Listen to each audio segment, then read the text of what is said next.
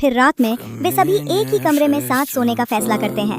उसके बाद आधी रात को छोटा बच्चा टॉयलेट जाने के लिए उठता है और बिना किसी को परेशान किए अकेले वॉशरूम चला जाता है। तभी उसके सामने एक अजीब सी आवाज और परछाई दिखाई देती है। वो बहुत ही खतरनाक होती है। वो उस बेटी और उसके आसपास के सभी लोगों को नुकसान पहुंचाना चाहती है। वो इस चीज से अकेले ही लड़ना चाहता है, इसलिए वो मदद मांगता है और डॉक्टरों व बुजुर्गों के सामने हाथ जोड़ता है।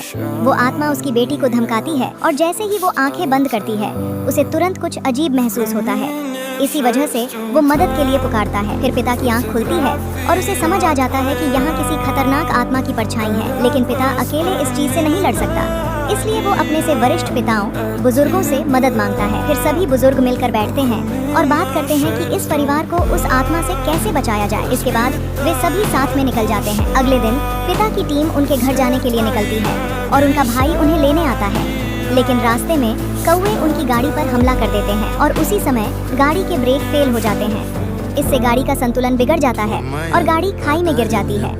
दूसरी ओर पिता सोनब को बिस्तर से बांध देता है। बच्चों की माँ उसे समझाने की कोशिश करती है, लेकिन वो कहता है कि अब कोई और रास्ता नहीं है, यही सब ठीक करने का एकमात्र तरीका है। फिर आधी रात को पिता खून से लथपथ हालत में घर आता है और बताता है कि सभी पिताओं बुजुर्गों को मार दिया गया है, इसलिए अब जो भी करना है हमें खुद ही करना होगा। लेकिन पिता ये करने से डर रहा था, क्योंकि पिछली बार जब उसने भूत प्रेत भगाने एक्सॉर्सिज्म की कोशिश की थी तो उस आत्मा ने उसके पूरे परिवार को मार दिया था। उसे डर था कि कहीं फिर से वही न हो जाए, और अगर ऐसा हुआ तो वो खुद को कभी माफ नहीं कर पाएगा और सारी जिंदगी पछताएगा।